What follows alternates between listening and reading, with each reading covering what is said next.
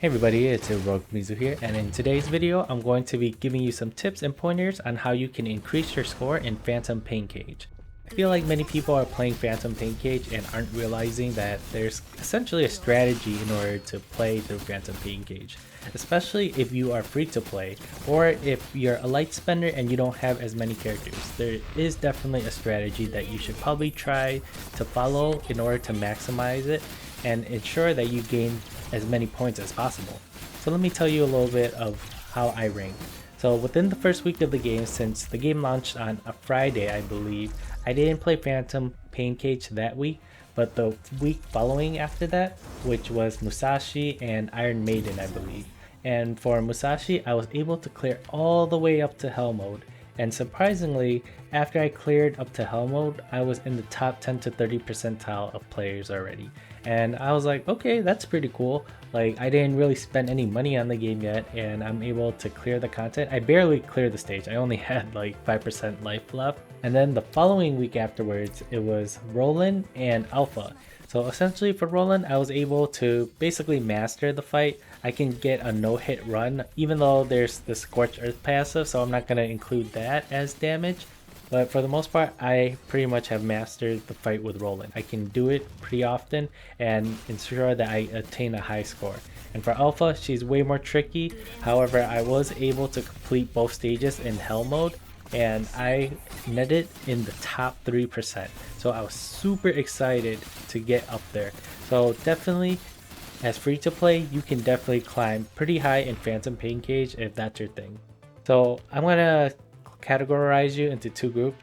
So you can either A, if you're interested in playing Phantom Pain Cage, or B, you fall in the group where you just want to do Phantom Pain Cage for rewards. Both groups are perfectly acceptable. If you just want to claim the rewards, that's fine as well. The only difference between you ranking higher in Phantom Pain Cage and getting more rewards is that you're going to get more shards quicker. Versus if you just decide to do the bare minimum, you're going to get tokens in order to exchange them for shards in the shop, but you'll be able to exchange them at a much slower pace. So depending on which group that you fall in, if you're falling into the first group, which is probably why you clicked on this video in order to increase your score in Phantom Pain Cage, you need to make a decision here. Do you want to invest into your characters? Because essentially you will have to invest some resources into your characters in order to do well in Phantom Pain Cage. So ideally, if you have one main damage dealer, that's fine. That will be able to cover you for all the harder stages, which is the Chaos and Hell Mode. However, you also need one additional damage dealer. So currently, I have an extra character that I'm using, which is Watanabe, which is going to cover all my lower level stages, and he's basically going to be leveled up to a point where I feel comfortable where he's doing enough damage. So in the footage that I'm showing you thus far, you're seeing my main team essentially. So I'm using Lucia Dawn, I'm using B rank and A rank Liv as my main team. And for my secondary team, I'm using Watanabe and two other supports that I'm just basically using them as support in order to use the QTE abilities. So essentially you're going to have 4 characters total. 1 character totally upgraded and 3 characters that are somewhat upgraded and invested into. So now that you have a good idea of the structure of the team, let me give you the tips and cover the main topic points. Alright, so let's get into our first tip. So the first tip is to not do Phantom Pain Cage at all in the beginning of the week. So essentially you want to only do Phantom Pain Cage towards the middle and later half of the week. And let me explain why. If we go to our main screen here, go to our missions. If we check out our weekly, you have to clear Phantom Pain Cage. So in order to complete all these weeklies, you need to essentially clear 10 Phantom Pain stages and save your score. And on top of it, you need to get a score up to 400,000 in order to get all these black card rewards that we're all saving up for Alpha for. So essentially, if you total this up, in order to get 10 different Phantom Pain stage clears, you need to essentially have 4 days worth of Phantom Pain Day session. So you get 3 tries each day, and if you multiply that by 4, you get 12 tries total, but you only need 10 tries here in order to clear all these weekly rewards. For the last 2, you need to be able to clear higher difficulty missions in order to obtain more points. If you're level 45 and level 50, you should be able to consistently clear these stages. If you're level 40 or you're around there, then you can definitely clear these stages. However, it'll probably take you a little bit longer since your battle power might not be there. Alright, so that was the first tip. Let's go on to the second tip. The second tip is more of a strategy. So let me explain the strategy. I already explained that you kind of need 4 characters in order to have 2 teams. So if you use your weaker team, make sure they use the weaker stages. So clear the test mode, the elite stage, the night stage on both of these stages. So with Roseblade, you want to do the same thing as well. Use your weakest character and clear test, elite, and night. And the reason being is because by using your weaker character, you can essentially save your stronger characters for chaos mode and hell mode. Like I mentioned, I have 4 characters here. So Lucia Dawn is my main damage dealer. Liv A and Liv B are essentially my support units, but they're also going to be a part of my main damage dealing team. My 4th unit is Watanabe. So he's going to be my second damage dealer for my secondary team, and I'm going to assign A rank Bianca and B rank Nanami. And the reason being is because I just want to use their QTE abilities. On top of it, Nanami also has a tank defense debuff, which is pretty nice. So essentially, in order to make Watanabe stronger, I'm going to take my memory from my main character, which is Lucia Dawn, and let Watanabe borrow that memory. So that gives him a stat buff. So my secondary team can be somewhat strong, but it's not going to be super strong. I'm not invested all the way with him.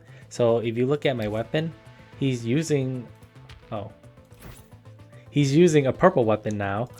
And for my memory, I can basically equip Lucia Dawn's memory. And for my upgrades, I only leveled him up to level 45. I don't want to invest him all the way to level 55 because I know I'm going to get additional characters in the future. But I think level 45 is a good median in order to clear most stages with a decent score. So if I go back, if I have 5 tries total, I'm going to use my first 3 tries in order to clear test, elite, and night. So that's 3 stages here. And then if I go to group B, I'm going to use Watanabe and clear the test and elite. So that's 5 tries total right there. And that leaves 3 tries here for Roseblade and 2 tries here for Visago in order to clear it with my main team where I'm going to score the most points.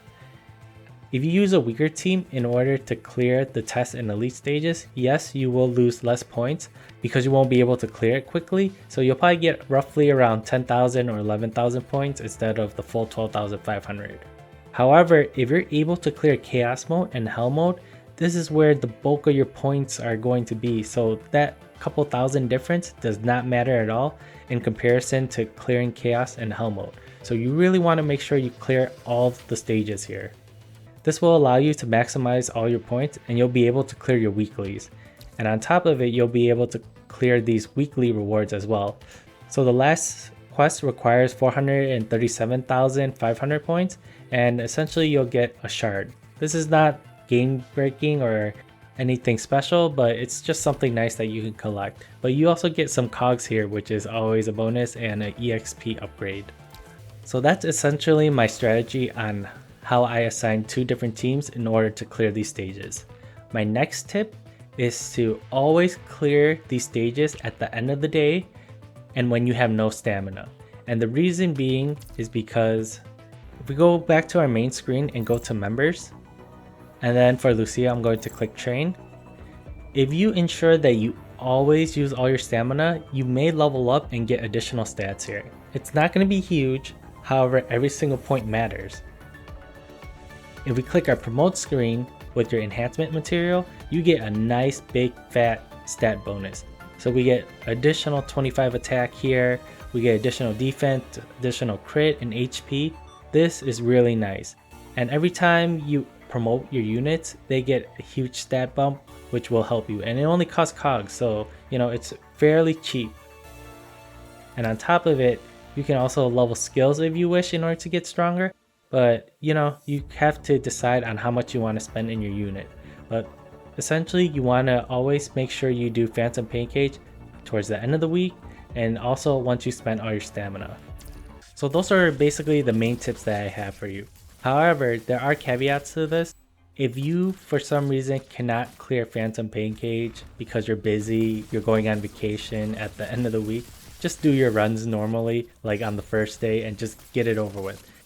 Ideally, this is to maximize the most possible points that you can get. However, if you have real life business, definitely just do your runs on a Monday, Tuesday, Wednesday, and just get it over with.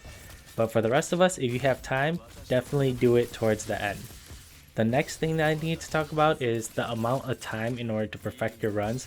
Phantom Pain Cage will be hard. If you're a new player, it's definitely going to be hard.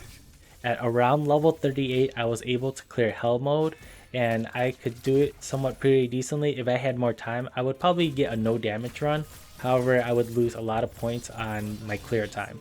But for the most part, you want to be around level 45 through level 50 before you feel super comfortable and you feel really strong to make the stage clearable and not drag out too long. So you're going to have to practice. It may take a while, especially if you're a new player to Punishing Gray Raven. I've never played this game before. I know many people played it overseas on the Chinese servers, the Japanese servers, but this is my first playthrough. So I definitely had to put the work in order to understand how the bosses work, in order to get my timing down, understand my character, when to attack, and when I feel satisfied in order to lock in my score.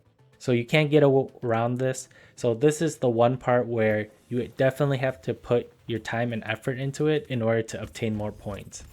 And the other thing is, you also need a little bit of luck as well. Sometimes the enemy will attack and you think you dodged it, however somehow the hitbox is way bigger than normal and you get hit by it anyways. But you know, if you keep trying and trying, you'll eventually get the hang of it and things will get easier. And I know it's going to be hard, but for those of you that tough it out, there are a whole bunch of rewards that are waiting for you the higher rank that you go.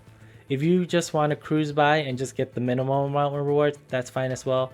Because at the end of the week, essentially you're just exchanging these tokens for shards, and that's just going to delay the progress in how fast you obtain shards. Everybody will still be able to obtain shards, but the rate that you're obtaining them, you know, it differs. So if you're the top 1%, you're essentially getting double from everybody else. But if you can get into this 5 to 10 percentile ranking, I feel like this is, you know, I would be pretty happy with this. I was really surprised getting the top 3. If you're starting this game later, it may be harder to break into the top 1 to 5%, but I believe the 5 to 10% is definitely achievable as a free-to-play player. So you can definitely make it there, keep working at it. I have some guides on some of the fights for Roland when he rotates into the week afterwards, and there's also some other guides floating around for other bosses, so if you need help there. But for the most part, I kind of like to discover everything on my own and figure things out. But that's it from me today, and if this video has helped you, let me know down in the comments below. I would love to hear how you improved. If you have a chance to, click that like and subscribe button. I would really appreciate it. And I'll catch you guys next time in another video for Punishing Gray Raven.